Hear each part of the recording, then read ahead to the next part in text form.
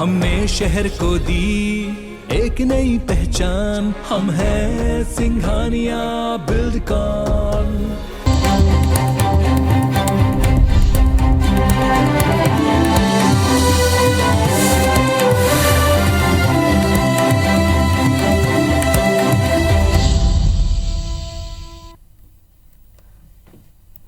नमस्कार, मैं हूं आकांक्षा और आप देख रहे हैं IBC 24। मध्य प्रदेश से जुड़े हमारे इस खास बुलेटिन में आप सभी का स्वागत है।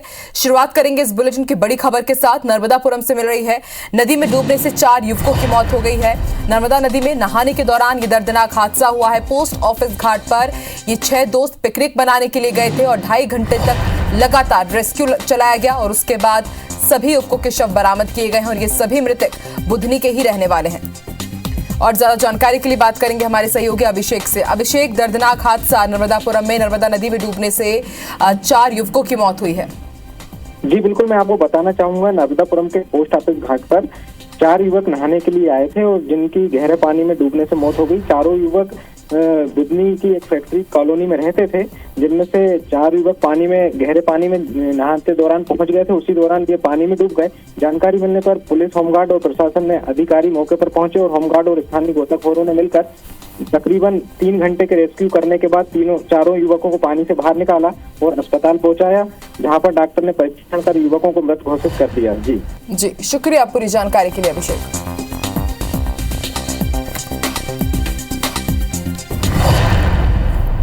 और चलिए अब रुक करते हैं कुछ दूसरी खबरों का। मध्य प्रदेश विधानसभा का बजट सत्र कल से शुरू होगा।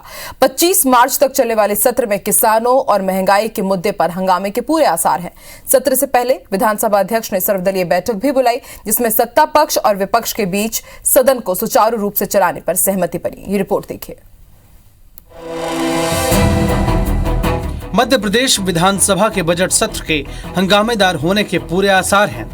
कांग्रेस जहां कर्मचारियों की पेंशन, गायों की मौत, किसानों और महंगाई के मुद्दे पर सरकार को घेरने की तैयारी कर रही है, तो वहीं सरकार ने भी विपक्ष के हमलों का जवाब देने के लिए कमर कस रखी है।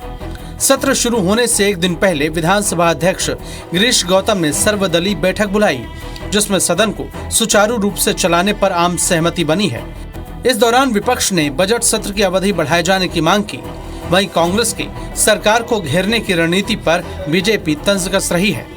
गंभीर मुद्दे जो है, आज जो पूरा प्रदेश इसका गवाह है, इस पर चर्चा हो, गंभीरता से चर्चा हो। सब सरकार अपना पक्ष रखे, हम अपनी बात कहें और यही विधानसभा का लक्ष्य है, यही सेशन का लक्ष्य होना चाहिए। आम सहमति बनी है सत्र चलाने की और सामंजस्य पूर्वक जो विषय आएंगे कार्य मंत्रालय में चर्चा करके सभी विषयों पर सार्थक चर्चा करेंगे।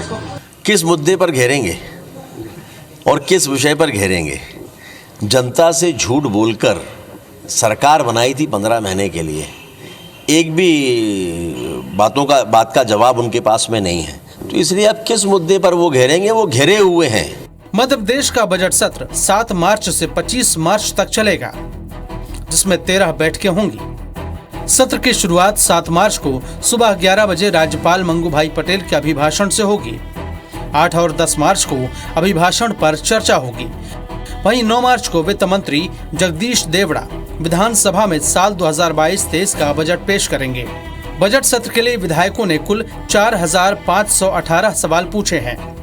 इनमें से कुल 2267 सवाल ऑनलाइन लगाए गए हैं। सबसे ज्यादा 86 विधायकों ने कुल 2251 प्रश्न ऑनलाइन लगाए हैं, जो कि कुल प्रश्न का करीब 50% है। खास बात यह है कि 12 विधायक ऐसे हैं जिन्होंने अपने सभी सवाल ऑनलाइन लगाए हैं। विधानसभा सत्र को लेकर परिसर में 1 घंटे के लिए प्रवेश की अनुमति होगी, वो भी तब जब विधायकों के सवाल पर बहस होगी। कुल मिलाकर बजट सत्र चुनावी साल में काफी अहम माना जा रहा है।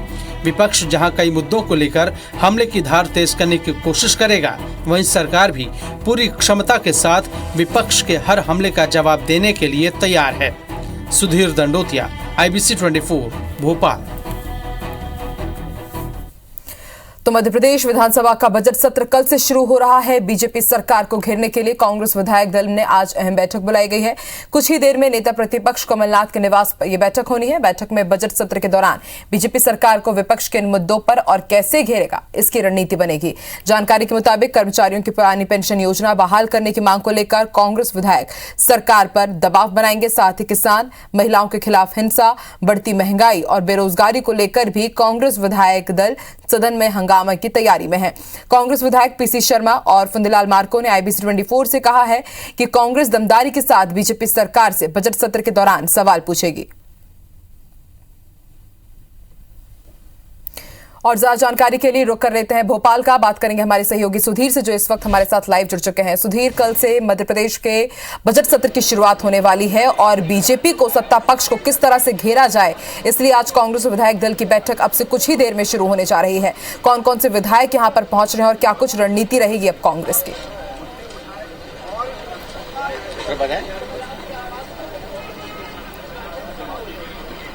देखिए, बिल्कुल थोड़ी देर में विधायक दल की जो बैठक है कांग्रेस की वो शुरू होने वाली है और पूर्व मुख्यमंत्री नेता प्रतिपक्ष कमलनाथ के निवास पर यह बैठक है, जिसमें विधानसभा के बजट सत्र को लेकर न केवल रणनीति तैयार की जाएगी, बल्कि जो मुद्दे हैं, जरूरी मुद्दे हैं, चाहे विधायकों के क्षेत्र के मुद्दे हो या फिर पूरे प्रदेश स्तर पर बड़े मुद्दों की बात करें, उनको लेकर किन मुद्दों पर सरकार को घेरा जाए, इन तमाम मुद्दों पर चर्चा होनी है। अगर बात करें तो विधायकों के आने का सिलसिला लगातार जारी है और देखेंगे आपकी जो तमाम विधायक है वो विधायक दल की बैठक में शामिल होने के लिए कांग्रेस के जो विधायक है पहुंचने लगे। हमारे साथ संजय यादव जी हैं, कांग्रेस के विधायक साथ में मौजूद है। सर, महत्वपूर्ण सत्र है बजट सत्र, 2 साल के बाद ऐसा कहा जा रहा है कि विधानसभा अपनी पूरी क्षमता के साथ में चलने वाली है, जो बात कोविड के कारण नहीं हो पा रही थी, पर लेकिन अब विधायकों को मौका मिलेगा। क्या ऐसे मुद्दे जिनको लेकर आज विधायक दल की बैठक में रणनीति तैयार हो और आप अपनी बात को विधानसभा के अंदर रखें, ऐसे कौन से मुद्दे जिस पर सरकार को घेरना चाहिए? मुद्दों की कमी नहीं है।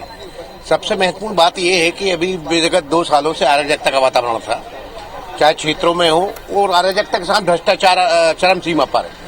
तो निश्चित रूप से चाहे शिक्षा की बदहाल की स्थिति हो, चाहे गौशाला की बदहाल की स्थिति हो, चाहे निराश्रित पेंशन की स्थिति हो, चाहे प्रधानमंत्री की आवास की व्यवस्था हो, चाहे बिजली के दाम बढ़े हो, ट्रांसफार्मर खराब हो, इन सब मुद्दों को लेकर किसानों की बदहाल की स्थिति हो, इन मुद्दों को मैं ये तो लिख के लेकर आए हूँ, बात करने वाला हूँ। कि जैसे किसान सम्मान निधि में आप 10,000 तो दे रहे, लेकिन उसके बदले 30,000 वसूल रहे। सारे उपकरण में सब्सिडी बंद करके उसमें उपकरण में 18% जीएसटी ले रहे, वो बाकी आप खाद यूरिया आपने महंगे कर दिए हैं, बिजली महंगी कर दी है आपने, तो निश्चित रूप से जनता परेशान है, बेरोजगारी अत्यधिक बढ़ चुकी है। आज भी गौशाला इन्होंने निर्माण बंद कर दिया है, पशु आहार नहीं पहुंचा पा रहे, मनरेगा में काफी भ्रष्टाचार चल रहा है, खेत तालाब में भ्रष्टाचार चल रहा है, कानून व्यवस्था की स्थिति खराब है। मेरे यहाँ आज ही एक आदिवासी की ट्रैक्टर से कुचलकर हत्या कर दी गई। इसके पहले कानून व्यवस्था लगातार बदहाल होती जा रही, तो स्थितियां बहुत गंभीर है। विकास काम तो ठप्प पड़े, कोई भी नहीं हो रहा, क्योंकि अधिकारियों के पास जाओ तो कह देते पैसा है नहीं। आप कितनों घोषणा करते हैं, मुख्यमंत्री की जितनी घोषणा है आप 2 साल में पूछ लो कितनी पूरी हुई। स्वास्थ्य केंद्रों में ताला लगा है, बच्चे हैं तो टीचर नहीं है, अब स्कूल चालू हुए जैसे तैसे तो शिक्षक नहीं है। जहां 100 बच्चे हैं वहां 1 टीचर है, और जहां पता चला कि 4 बच्चे हैं वहां 2 टीचर है। तो ये अब व्यवस्थाएं बहुत हो गई है, अराजकता बहुत बढ़ गई। तो देख सकते हैं कि अराजकताएं बहुत ज्यादा हुई हैं। ये कांग्रेस के विधायक संजय यादव, उनका कहना है। तरुण भनोट है हमारे साथ, पूर्व वित्त मंत्री। सर, ये बजट सत्र काफी महत्वपूर्ण सत्र, कौन सी ऐसी बात है और आप कहना चाहेंगे सरकार के सामने ऐसे कौन से मुद्दे जिसको लेकर कांग्रेस विधानसभा के अंदर जाने वाली है? देखिए, हम तो बजट ये पहले प्रस्तुत करें, और अगर ये संवेदनशील सरकार है, मध्य प्रदेश की जनता का हित चाहती है, तो चाहे मजदूर हो, गरीब हो, किसान हो, नौजवान हो, जो बेरोजगारों की बात तो छोड़िए, जो रोजगार में थे, जिसके कोविड के बाद इनके रोजगार छूट गए, उनकी बहुत बुरी स्थिति है। सरकार को भी वाकिफ है, इस बात से पता है। तो हम तो ये चाहते हैं कि राहत जनता को मिलना चाहिए, टैक्सेशन कम होना चाहिए, और जो ऐसी स्कीम्स हैं पब्लिक वेलफेयर की, सोशल वेलफेयर की, इसमें पैसा बढ़ाकर प्रावधान करके लोगों को तुरंत राहत मिलना चाहिए। बजट, आप वित्त मंत्री रहे हैं सर, सरकार बजट भी पेश करेगी, लगता है कि क्या सरकार उम्मीद, क्योंकि विपक्ष का बजट हो, जाहिर सी बात है कि आम जनता से जुड़े मुद्दे होंगे, विपक्ष उठाना चाहेगा, और बजट के अंदर क्या प्रावधान, क्या चीजें देखना चाहिए? मैं बार बार आपसे एक ही बात कह रहा हूँ, सरकार विपक्ष के लिए बजट नहीं लाए, सरकार मध्य प्रदेश की जनता के लिए बजट लेकर आए। आज जो परेशान वर्ग है उसको राहत देने वाला बजट लेकर आए।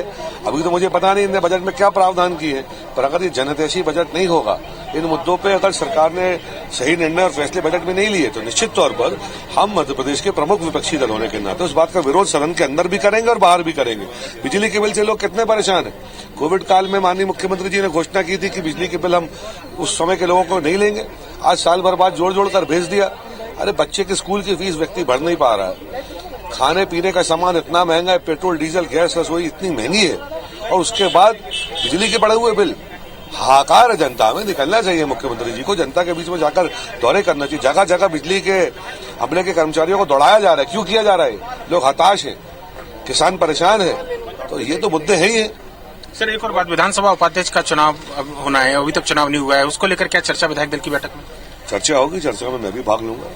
तो पूर्व वित्त मंत्री हैं तरुण भनोट, और निश्चित तौर पर जो मुद्दे हैं, चाहे बिजली के बढ़े हुए बिलों की बात करें, किसानों के मुद्दे की बात करें, फसल बीमा को लेकर जो एक बात कही जा रही थी उसकी बात की जाए, ऐसे तमाम मुद्दे हैं जिनको लेकर कांग्रेस कल विधानसभा में सरकार की कल से सत्र जो शुरू हो रहा है उसकी सरकार की घेराबंदी करनी चाहिए। हालांकि जो रणनीति है, जो फाइनल रणनीति है, वो पूर्व मुख्यमंत्री कमलनाथ के निवास पर विधायक दल की बैठक में शुरू होगी और आप देखेंगे कि विधायकों के आने का सिलसिला लगातार जारी है और पूर्व मुख्यमंत्री कमलनाथ यानी कि नेता प्रतिपक्ष की भूमिका में जो इस समय है उनके यहाँ पर हलचल बिल्कुल साफ तौर पर देखी जा सकती है। अगर मैं कहूँ तस्वीरों के माध्यम से अंदर दिखाना चाहें तो कई विधायक यहां पर पहुंच चुके हैं और आप देखेंगे कि विधायकों का जमावड़ा यानी कि कहना चाहिए कांग्रेस के जो विधायक हैं उनकी बैठने आने का सिलसिला लगातार जारी है और अपने क्षेत्र के एजेंडे लेकर, जो क्षेत्र के मुद्दे थे, न केवल उन मुद्दों के साथ में विधायक यहां पर पहुंचे हैं बल्कि साथ ही साथ जो प्रदेश व्यापी जो मुद्दे हैं, किसानों के कर्मचारियों की पेंशन की बात हो, किसानों को फसल बीमा की बात हो, प्रदेश के अंदर जो ओला और जो अतिवृष्टि हुई थी उसके नुकसान की बात हो, इसके अलावा अगर बात करें तो महंगाई का एक बड़ा मुद्दा है, चाहे उसकी बात करें। आज सुबह ही कमलनाथ जो पूर्व मुख्यमंत्री उनसे हमारी चर्चा हुई थी, उन्होंने बताया था कि इन तमाम मुद्दों पर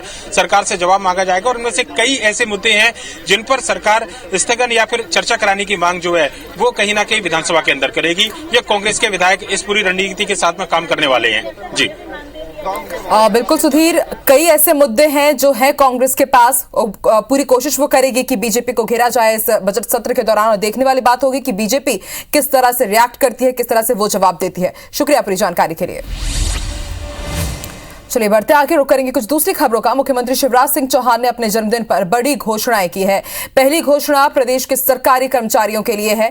सीएम ने कहा है कि कर्मचारियों को अब 31% डीए मिलेगा, यानी अब उन्हें केंद्र सरकार के बराबर डीए मिल सकेगा। इसका भुगतान अप्रैल से ही किया जाएगा। मुख्यमंत्री शिवराज सिंह चौहान की इस मांग पर कर्मचारी नेताओं ने उन्हें बधाई दी है और इसके साथ ये भी मांग की है कि केंद्र की तिथि से ही सरकार को डीए का एरियर देना चाहिए। कर्मचारियों के संगठन ने पुरानी पेंशन योजना के अलावा नियमित संबंधी तमाम मांगों को फिर से दोहराया। कांग्रेस विधायक पीसी शर्मा ने कहा कि बीजेपी सरकार कर्मचारी वर्ग को छलने का काम कर रही है। उधर गृह मंत्री नरोत्तम मिश्रा ने कर्मचारियों को मिली इस सौगात पर कहा कि हमारी सरकार कर्मचारियों की हितैषी है। माननीय मुख्यमंत्री महोदय ने हमारी 2 साल से जो मांग चल रही थी कि केंद्र के समान डीए, इसका पूरा कर्मचारी जगत स्वागत करता है। लेकिन माननीय मुख्यमंत्री महोदय से एक और मांग है कि इसका एरियर भी दिया जाए केंद्रीय तिथि से हमें। और भी हमारी मांगे हैं, पुरानी पेंशन को लेकर पूरे प्रदेश में हलचल मची हुई है, ये भी हमारा किया जाए। इतनी आर्थिक चुनौतियों के बाद भी माननीय मुख्यमंत्री जी ने केंद्र के समान डीए दिया।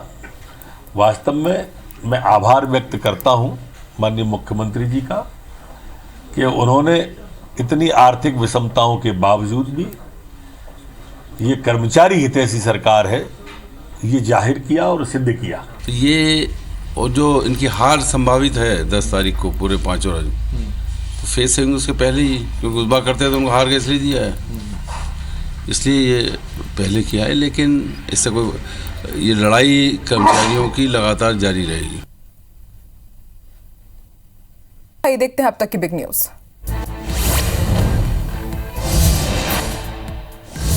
प्रधानमंत्री नरेंद्र मोदी आज पुणे दौरे पर रहे, जहां प्रधानमंत्री नरेंद्र मोदी ने पुणे मेट्रो रेल परियोजना का उद्घाटन किया। इसके दौरान उन्होंने राज्यपाल उनके साथ भगत सिंह कोश्यारी भी मौजूद रहे। पीएम ने कुल करीब 32 किलोमीटर की पुणे मेट्रो रेल परियोजना के 12 किलोमीटर खंड का उद्घाटन किया है। पूरी परियोजना 11,400 करोड़ रुपए की लागत से तैयार की जा रही है। रूस के रक्षा मंत्रालय के मुताबिक यूक्रेन के S-300 एयर डिफेंस सिस्टम को तबाह कर दिया गया है। साथ ही उन्होंने कहा है कि रूस ने विशेष अभियान के दौरान 2203 सैन्य ठिकानों को उड़ा दिया। रूस की बमबारी से खार्किव का मार्केट भी तहस नहस हो चुका है।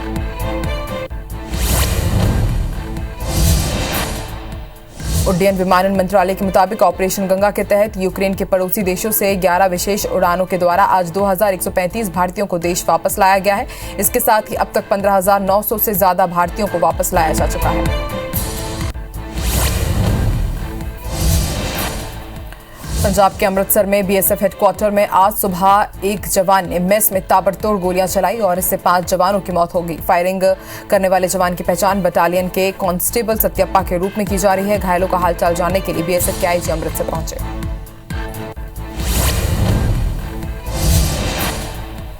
जम्मू कश्मीर के श्रीनगर के अमीरा कदल बाजार में ग्रेनेड हमले में पुलिसकर्मियों समेत कई लोग घायल हो गए हैं। पुलिस ने बताया कि घायलों को नजदीक के अस्पताल में भर्ती किया गया है।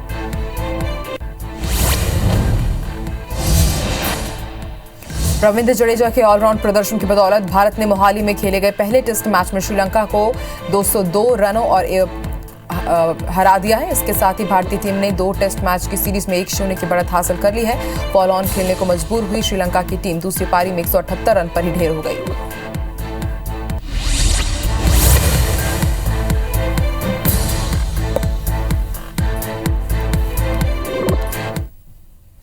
और आइए देखते हैं कुछ दूसरी खबरें। 6 साल बीतने के बाद भी जबलपुर को टर्मिनल की सौगात अब तक नहीं मिल पाई है।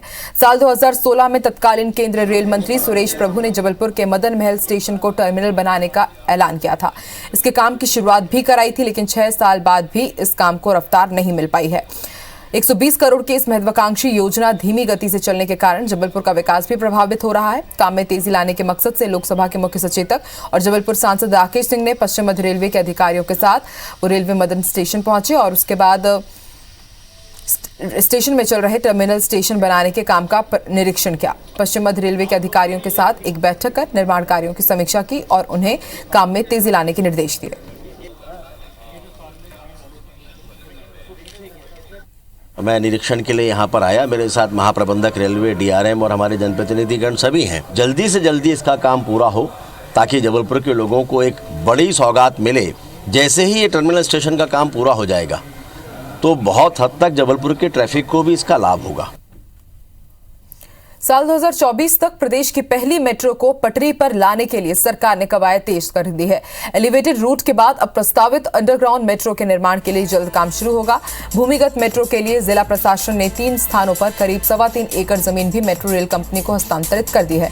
इसके अलावा तय रूट पर बाधाओं को भी हटा लिया गया है। अधिकारियों ने बताया कि भोपाल मेट्रो के पर्पल कॉरिडोर के तहत कुल 4.5 किलोमीटर तक मेट्रो जमीन के अंदर से सफर तय करेगी। हालांकि डीपीआर में सिंधी कॉलोनी से भारत टॉकीज तक करीब 2 किलोमीटर तक अंडरग्राउंड मेट्रो रूट प्रस्तावित किया गया था, लेकिन जमीन अधिग्रहण की समस्या को लेकर भारत टॉकीज से ऐशबाग तक अंडरग्राउंड मेट्रो रूट बढ़ा दिया गया है। हमारे स्तर से जो भी लैंड इश्यूज हैं, जिस भी प्रकार के लैंड इश्यूज हैं, उनकी कार्रवाई लगातार जारी है और हम लोग ये सुनिश्चित करेंगे कि कोई भी कॉन्ट्रैक्टर आए, कार्य शुरू करे, तब तक ही हम सभी लैंड इश्यूज को कम्प्लीटली रिजॉल्व करते हुए उसको इनकम्बरेंस फ्री, हिंड्रेंस फ्री कार्य करने के लिए एनवायरमेंट दें। और इस बुलेटिन में फिलहाल इतना ही। आप देखते रहिए IBC 24। नमस्कार।